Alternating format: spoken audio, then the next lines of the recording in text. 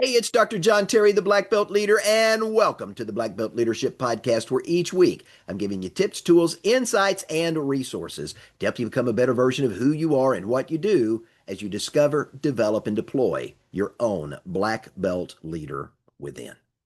Now, many of you that know me know that my daughter Jessie and I travel to Orlando at least once a year. That's something we've been doing since 2017 to have an opportunity to attend a leadership conference that's hosted by our friend and mentor, Dr. John Maxwell. Now, one of the reasons that we go is, of course, to spend time with Dr. John. But another reason we go is a tradition that Jessie and I started in 2017 and we've continued to this day. So the tradition is this. We arrive the day before the event starts and we check into the host hotel. And then the next thing we do is we take an Uber just a short distance from the hotel we're staying at to the local Golden Corral. And it's there we get an opportunity the night before the event starts to enjoy the incredible buffet that Golden Corral brings to the table. Almost 150 items. You walk in the door and you can smell the steak cooking on the grill. You can get all of the smells of the vegetables that are there, the smell of the fresh bread. You get to see the display of all these amazing desserts waiting for you to come and sample. It is a sight to behold, and it's something my daughter and I look forward to every single year. But it begs the question, where did the buffet come from and how did Golden Corral get to where it is today? And more importantly, John, what's the leadership lesson? What's the personal growth lesson you want to bring us today? Well, I'm glad you asked because that's where we're going in this episode of Black Belt Leadership, where martial arts wisdom meets real life leadership. Now, the buffet itself, if you don't know, it originated in 16th century Scandinavia. It was known as a Bravensbord. Now, the term Bravensbord literally means a table of spirits, and that consisted of a table covered with small appetizers and alcoholic beverages that would precede a formal meal. Now, fast forward about 2 centuries later, and the Swedish evolved the Bravensbord into the Swedish smorgasbord. That word smorgasbord literally means butter goose table. So in the 18th century, if you traveled a long distance to go visit friends or family or to show up at a hotel or a hostel or places you might stay, you might be greeted to a smorgasbord. That was a variety of hot and cold dishes, hors d'oeuvres, bread and butter, and you guessed it, goose, as an opportunity to enjoy a meal having traveled a long way to get there. Now, the term buffet itself is a French word, and that word buffet literally means a sideboard table or a cabinet where food was placed, and it allowed guests to have an opportunity to feed themselves. Now, all of this buffet madness, the smorgasbord, the Bravensbord, all of these ideas made their way to New York City in 1939 for the New York World's Fair. It featured what was proclaimed to be the largest Swedish smorgasbord that had ever been put on public display. Now, in 1946, a gentleman by the name of Herbert Cobb McDonald, not to be confused with the McDonald brothers of the McDonald's franchise, Herbert Cobb McDonald, he was a publicity manager who lived in Las Vegas, and he got this brilliant idea from the New York World's Fair. What if we could adapt this Swedish smorgasbord into an all-you-can-eat experience for people that were gambling at the casino where he worked? So McDonald created the Buckaroo Buffet at the El Rancho Vegas Hotel. It was brilliant in its concept and in its idea. It offered guests one fixed price for all the food they could eat. That's right, unlimited food to keep them doing one thing, staying in the casino and gambling. So the McDonald's Buckaroo Buffet became an immediate 24-hour sensation. Why? It offered affordable food like cold cuts and salad that you could take and eat while you were still engaged in gambling, and it could do so all day, all night, 24 hours a day. Now, the buffet itself was so successful and it led to an increase in casino profits that other casinos in the area began to notice, and then they began to replicate and copy the idea. Fast forward to the 1960s, and you saw nearly every casino in Las Vegas had its own buffet. And over the decades, you saw buffets grow in size and scale, in the variety of foods offered, and the quality of the type of foods that were there. Some of the buffets even began to get more elaborate, offering a carving station, some multiple carving stations, others offering international cuisine, and some offering luxury items that you might only get in New York or in Paris. But another interesting side effect of this buffet was the fact that the humble buffet itself, being offered as a way to keep people gambling in the casino, literally became a family friendly attraction, enticing more people not just to come to Vegas to gamble, but to bring their families to enjoy inexpensive food and a lot of it, to get an opportunity to partake in foods they might otherwise never get to eat where they lived in other parts of the United States. So by the year 2010, hotels like Caesar's Palace, they were showcasing high-end buffets. In fact, they had a buffet called the Bacchanal Buffet that offered luxury dining in a buffet type setting. But this in itself really led to the end of the buffet experience because people enjoyed the high-end dining experience, and all of a sudden the public began to demand more upscale dining experiences, and they began to pivot away from the humble buffet that drove the crowds to Vegas because people wanted a much more intimate, personal experience. Now, at the same time, the hotels and casinos realized that if they allowed a third party vendor or multiple vendors that had food franchises to rent space inside the casino itself, they could create a food court where they could still provide their customers multiple dining options and these unique experiences without having to go through the food cost and the personnel cost to maintain that large buffet for themselves. And the Vegas casinos could get an additional revenue stream by renting space to these restaurants to be able to house themselves where the people were right there in the hotel at the casino. Now, fast forward to the late 2020s when we saw the COVID pandemic hit and what few buffets that existed in Vegas for the most part closed, the vast majority of them never to reopen. And so, with a very few exceptions, you don't see the buffet experience in Vegas anymore. But the idea that made the buffet in Vegas so popular and drew people in by droves caught the attention of two individuals who lived in Fayetteville, North Carolina, James Maynard and William Carl. Now, these two guys got the idea that you could do the very same thing, not necessarily in Vegas, but in middle income America. And you could create a unique buffet experience that would invite middle income America to have an opportunity to come and dine. And they believed this idea would be successful. So they launched their very first buffet restaurant in 1973. They called it the Golden Steer. And you guessed it, within a few short months of opening, just before they opened their second location, they changed the name to the Golden Corral. Now, the company expanded dramatically between 1979 and the year 2000, opening more than 100 restaurants within a decade of really getting started. Their focus and their emphasis was their signature mix of buffet and grill.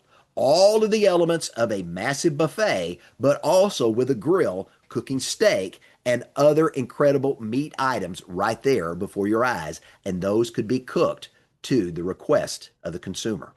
Now, in 1982, they acquired an additional 193 restaurants from Sirloin Stockade, significantly expanding their footprint across the United States.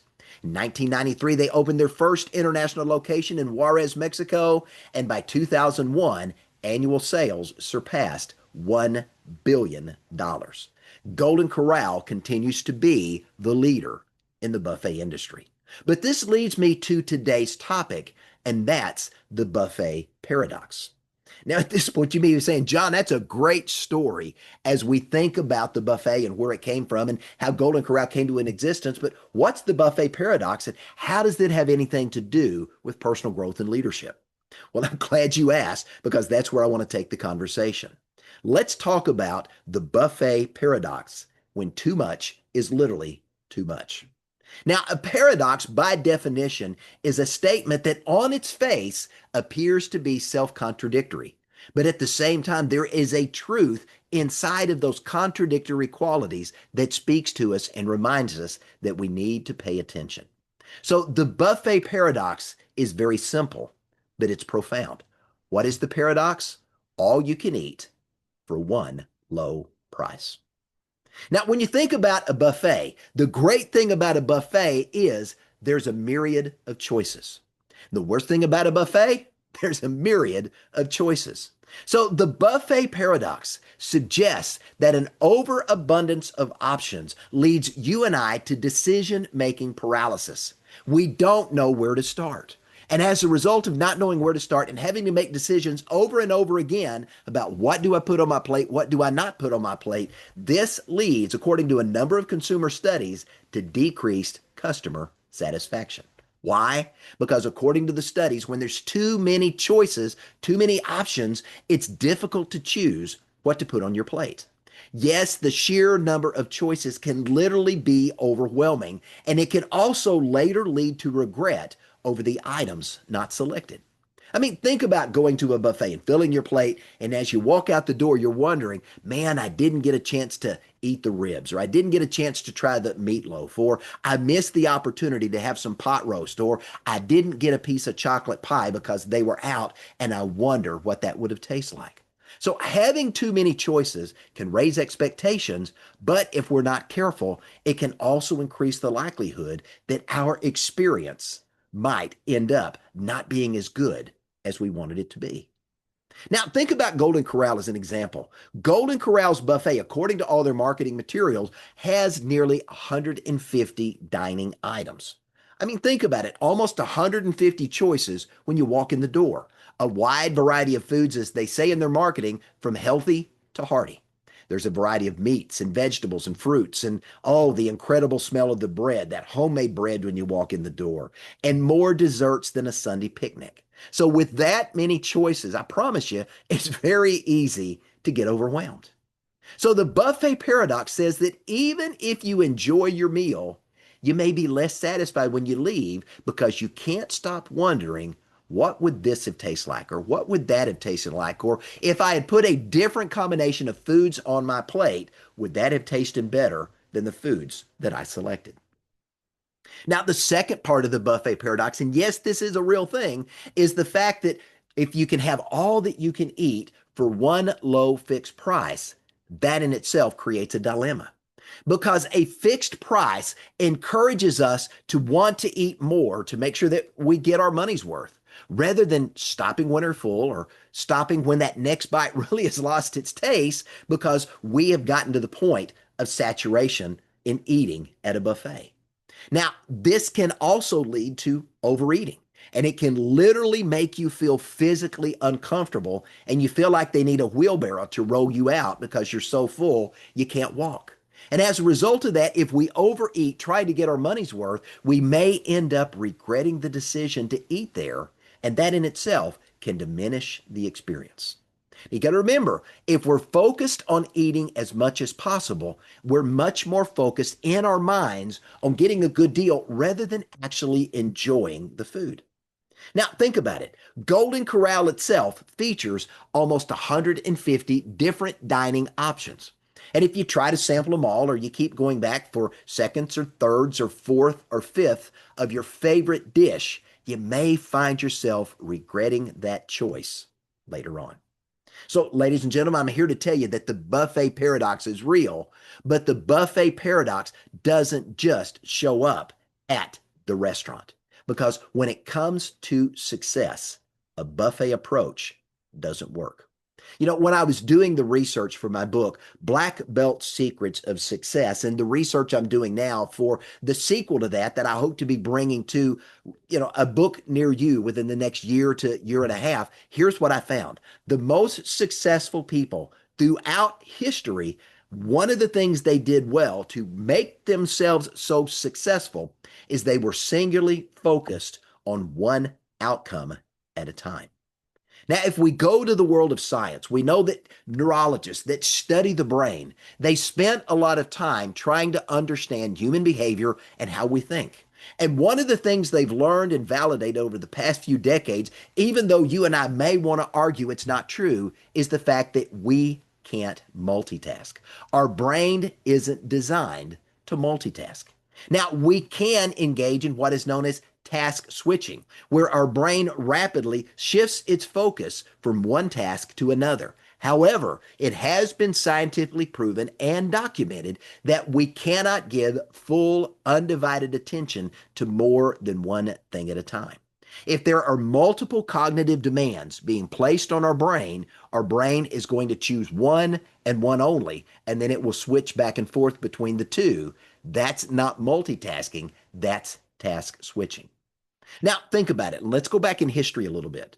Commissioned by Andrew Carnegie, Napoleon Hill, the incredible author of Think and Grow Rich, one of my favorite books in history, Napoleon Hill was challenged by Andrew Carnegie to spend 10 years of his life studying some of the most successful men of his era.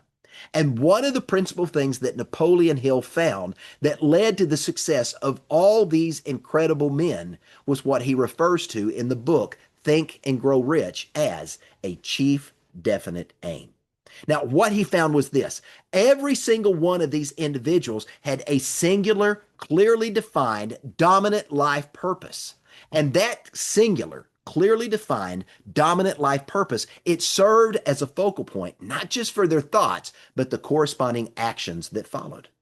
So in his writings, and Napoleon has written several books over the years, all of which speak to this concept, he went on to note and later to teach that this concept of creating a chief definite aim and the way these successful men were able to think and act in such a way that it made them rich and very successful was he found that every one of these individuals would write down a very specific goal.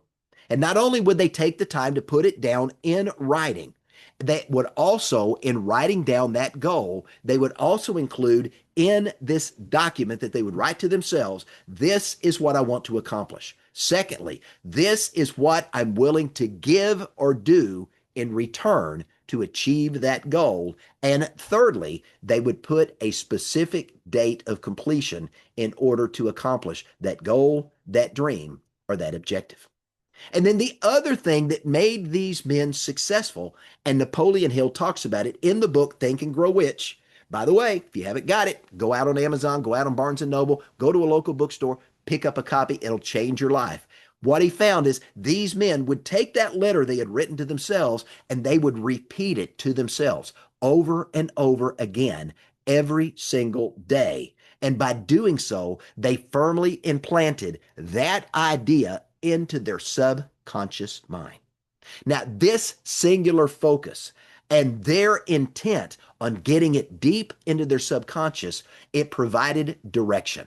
It governed their decision making, and it also attracted both the opportunities and the resources they needed to achieve that goal, that dream, or that objective, and to cause it to come true. Now, if you think about the buffet paradox, what I just finished talking about is the antithesis of that. Now, Napoleon Hill went on to note that these successful individuals were singularly focused on one major goal, one objective at a time. He noted that that single goal was specifically stated.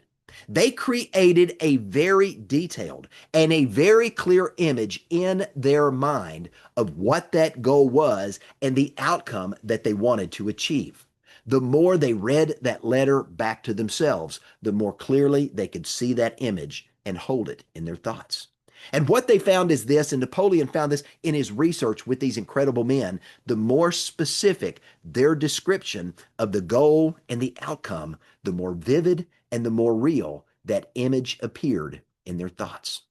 And that image became so real to them that they saw it as having taken place before it physically manifested itself in physical form when they achieved that goal, that dream, or their objective.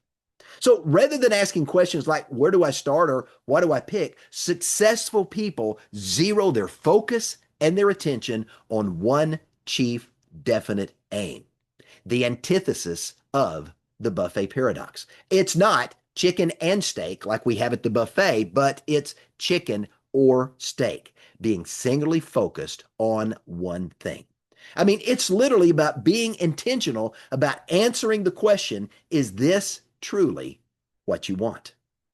Now, once these individuals zeroed in on their chief definite aim, they then answered the question, what will I do or what will I give in order to accomplish this?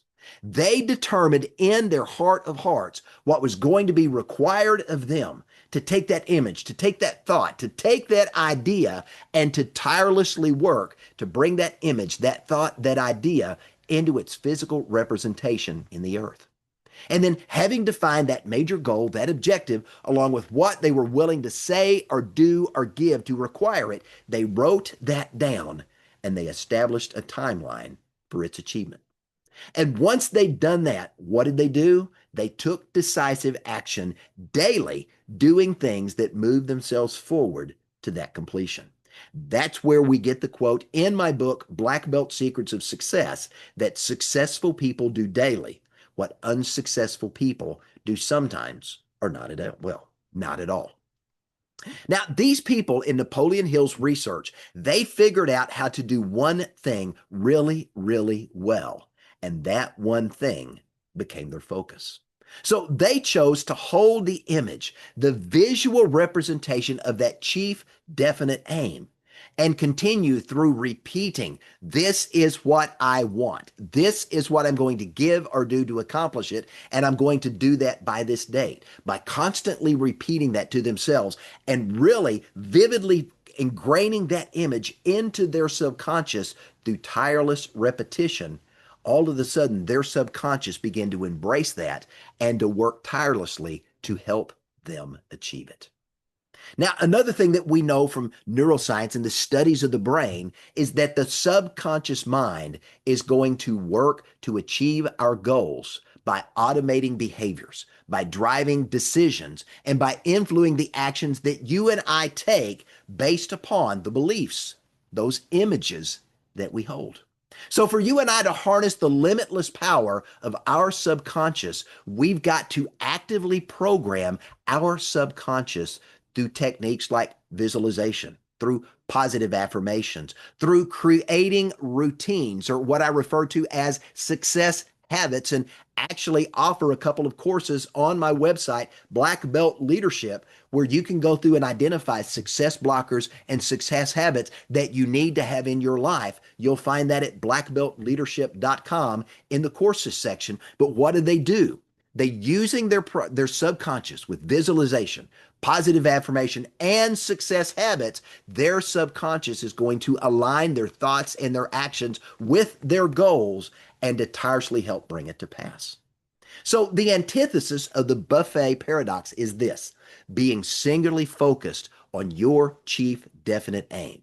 That one thing that you truly want to accomplish above all else. And that means we've got to get away from that smorgasbord of ideas that's rambling around in our head, all clamoring for attention. Well, what if I did this? Or what if I did that? Or what if I did some of this and some of that and some of this and some of that? Those are the things that go on in the brains of those that are not successful. Those that are successful are singularly focused on one outcome at a time. So remember, success is about identifying exactly what you want. Secondly, it's about identifying what's going to be required to achieve it. And then third, it's going to be about being intentional about achieving that one goal. And let me give you some examples throughout history. For Andrew Carnegie, his one thing, steel manufacturing. For Henry Ford, it was the automobile. For John Rockefeller, it was oil. For Cornelius Vanderbilt, railroads and shipping. For George Eastman, mass market photography. For Ray Kroc, fast food. For Sam Walton, discount retail. For Howard Schultz, it's coffee.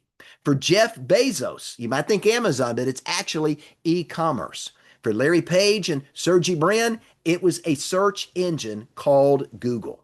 Now, each and every one of these individuals and thousands of others just like them throughout history have embraced the concept of a singular goal, a chief definite aim, and they've made that their singular focus, their one intentional thing that they've chosen to do above all else. Every one of these individuals throughout history, they clearly defined what they wanted. They made it so vivid in their thinking, it literally became the driving obsession of their subconscious. And this in turn governed their thoughts and their actions towards one thing, and that was the accomplishment of that goal. They had to say no to the many to say yes to the one. Let me say that again.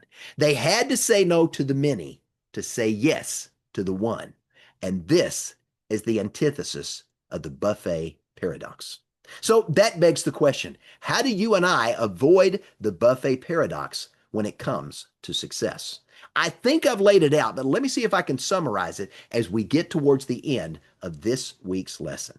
Number one, it starts with determining the single most important thing that you want to achieve above everything else. You and I, you got to truly be able to honestly answer the question, is this what you truly want? You know, if you have multiple chief definite aims, multiple goals and objectives, and you've not singled in on one, you're going to dilute the power of your thought.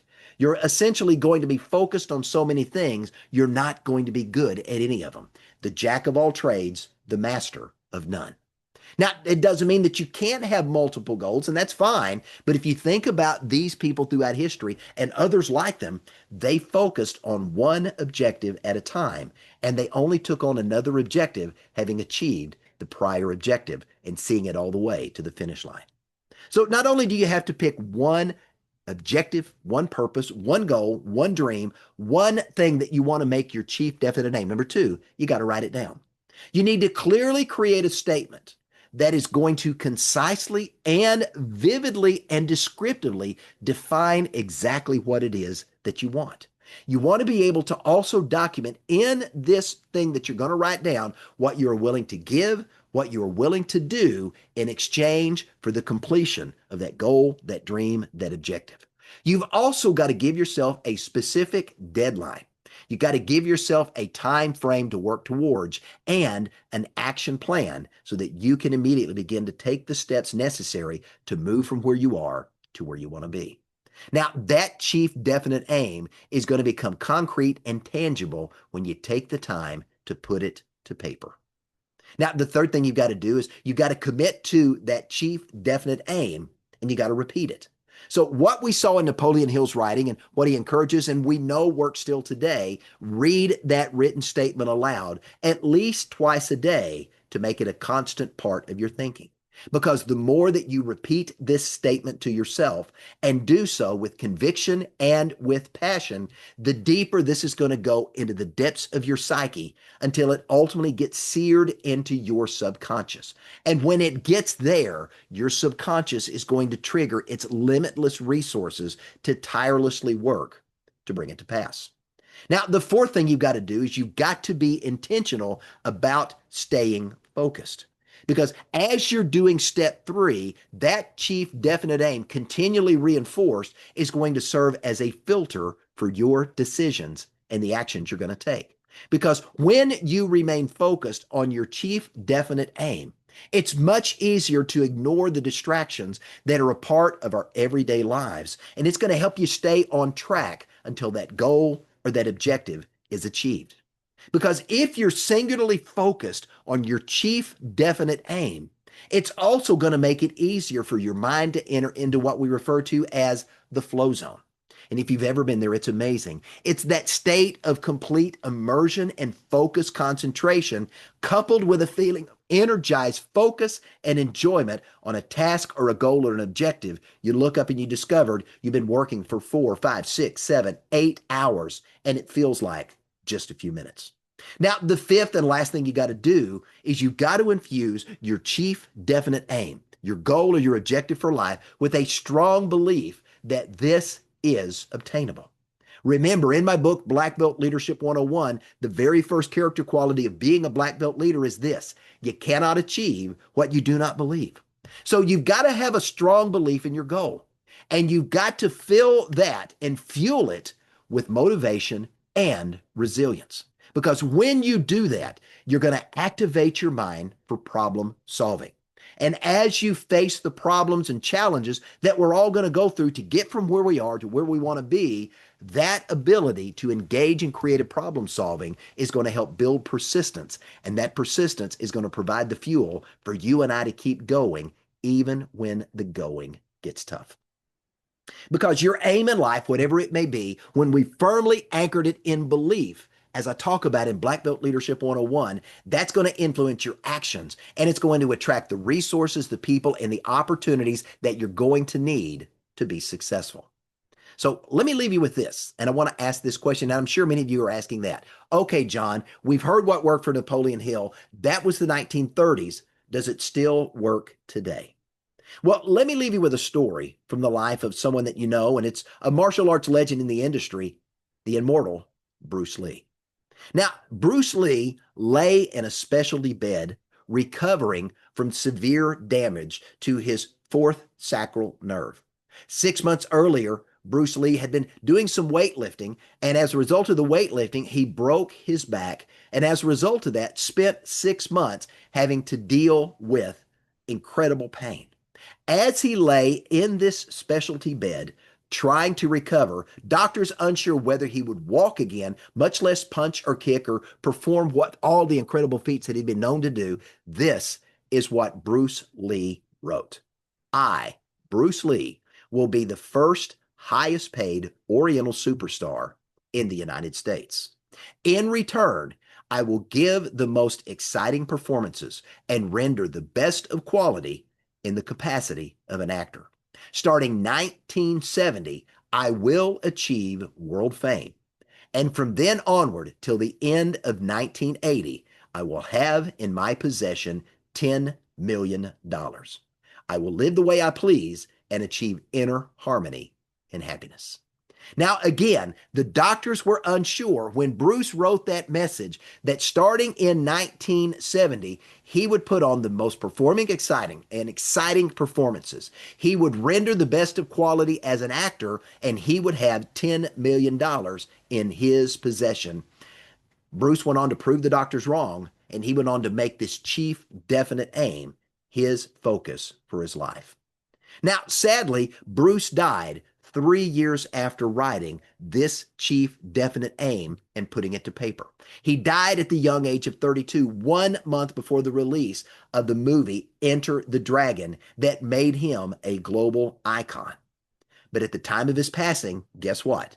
Bruce Lee was the highest paid first Oriental superstar in the United States with an estimated worth of $10 million.